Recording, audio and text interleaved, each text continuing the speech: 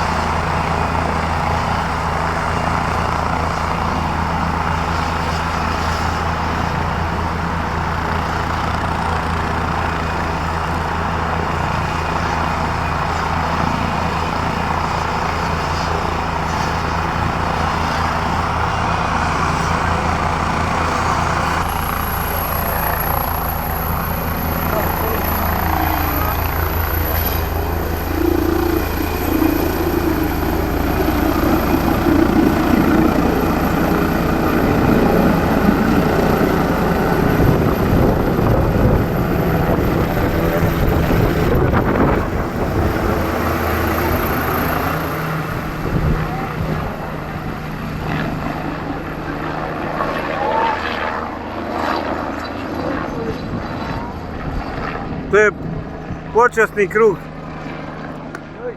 Što nismo stavili jasminku malo gore, dajte sad. Za rođendan. Za rođendan.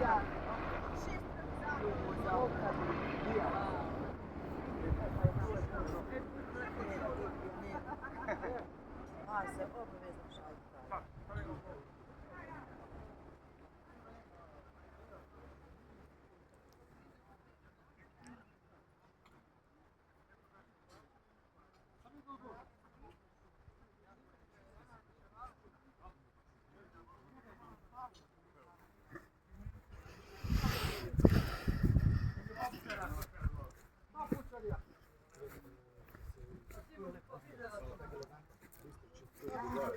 Što ste vi došli ovdje? Da uživamo.